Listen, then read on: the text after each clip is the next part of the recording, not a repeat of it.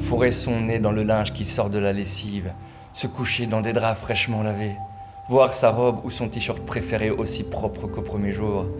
La lessive stimule nos sens en nous prodiguant un sentiment de bien-être. Synonyme de santé, d'hygiène et même de richesse, laver le linge est un acte millénaire partout dans le monde. Un geste anodin pour certains, mais un véritable luxe pour la plupart des êtres humains qui peuplent notre planète, Jackie. Eh oui, Sam, d'après le dernier rapport de l'OMS, 11% de la population mondiale n'a pas accès à l'eau potable. Ça fait près d'1 milliard de personnes. Et encore, l'OMS n'inclut pas dans ce calcul l'accès à une source d'eau potable à moins de 30 minutes à pied aller-retour. Cette situation peut nous paraître irréelle dans nos sociétés modernes. Mais oui, nos habitations sont toutes reliées à l'eau courante. Il suffit d'ouvrir un robinet pour boire ou nous laver. Certains ont des lave-linges dans leur maison.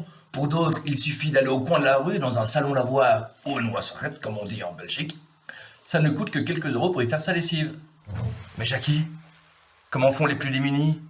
Chez nous aussi, certaines personnes éprouvent des difficultés à faire leur lessive. Comment leur venir en aide?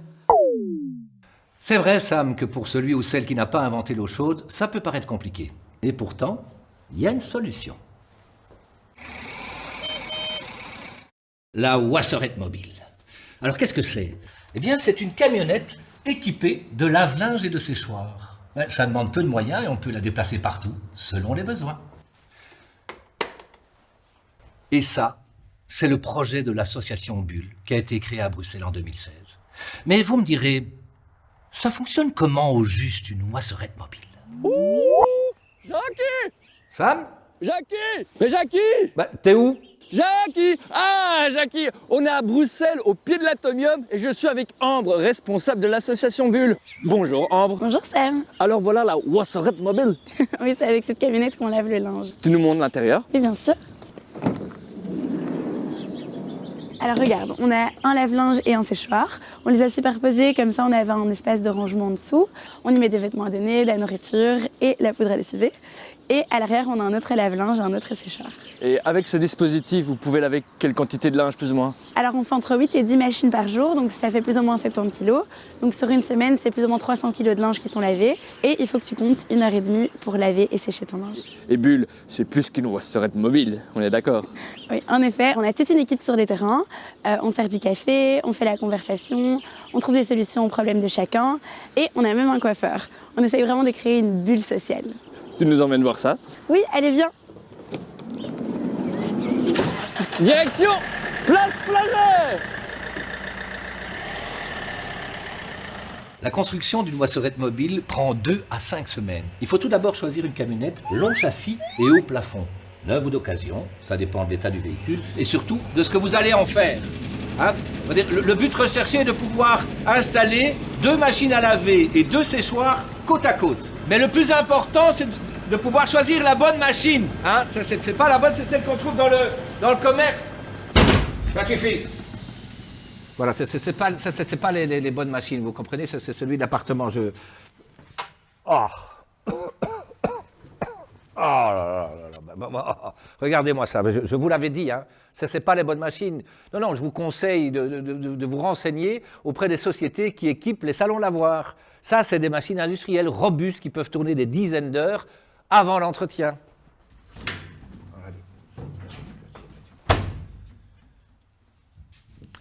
Alors, fixez les machines sur un coffrage en bois vissé au sol de la camionnette. Comme ça, elles ne bougent pas pendant le transport ou pendant la phase d'essorage. Elles sont facilement accessibles et en plus, vous pouvez créer des espaces de rangement sous les machines, ce qui est bien pratique. Le coffrage doit pouvoir supporter le poids des machines. Alors, ne lésinez pas sur l'épaisseur et les fixations. Gardez de l'espace à côté des machines pour pouvoir installer le système de plomberie. Un tableau électrique peut être installé dans la camionnette, mais nous y reviendrons plus tard. Prévoyez des espaces pour l'évacuation des eaux et pour la ventilation. Et toi, Sam, où tu en es sur le terrain? On a un Flagey, Jackie. Bulle et d'autres associations se sont installées sur la place. Les premières machines tournent déjà. Venez, on va voir ça.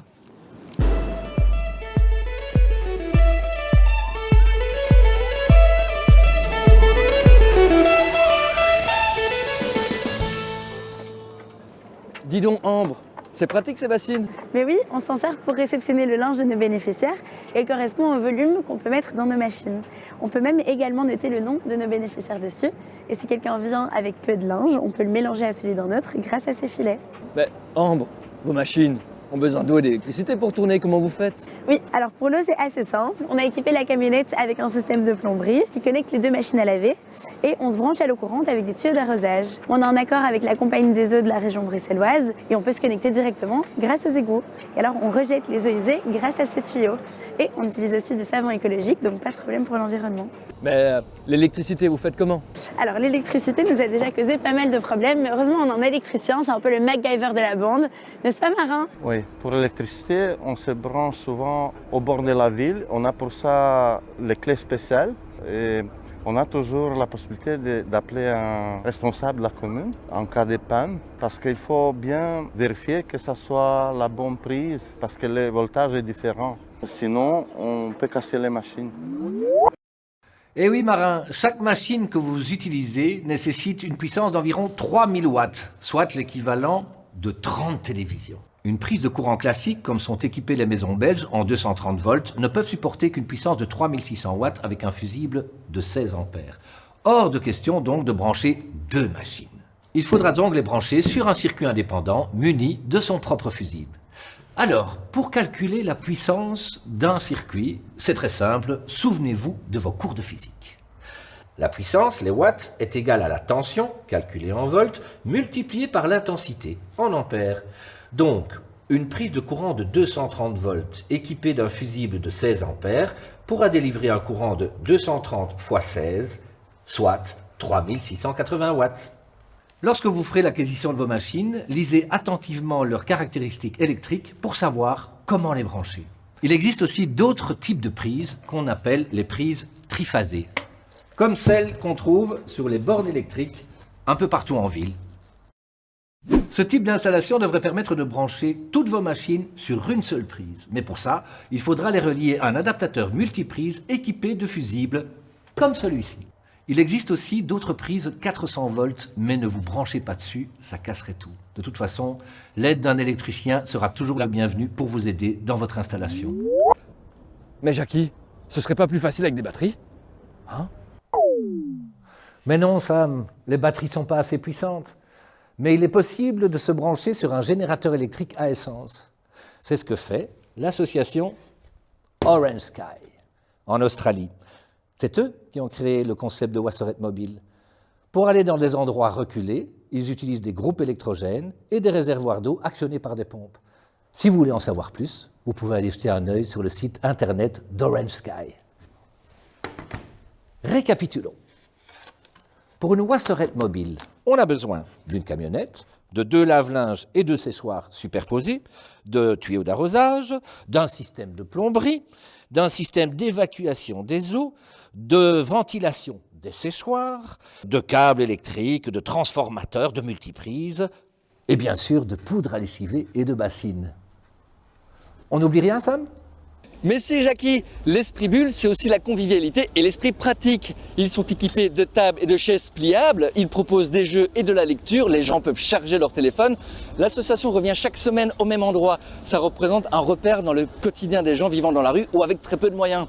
Ils viennent, ils posent leurs bagages, s'asseyent, boivent un café, discutent. Une assistante sociale est là pour les aider. D'autres initiatives viennent s'ajouter au programme, comme une bibliothèque, une cantine, une douche mobile ou un coiffeur. En gros, c'est un peu comme un village, n'est-ce pas Ambre? Exactement. Et comme dans un village, le plus important, c'est le café.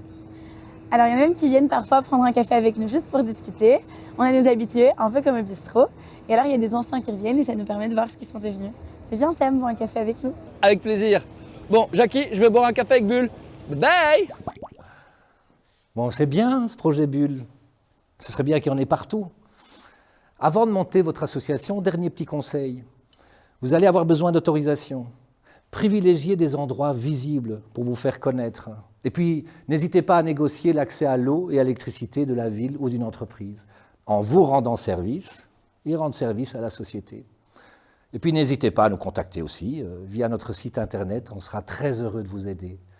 Merci et bonne chance pour votre Wasserette Mobile.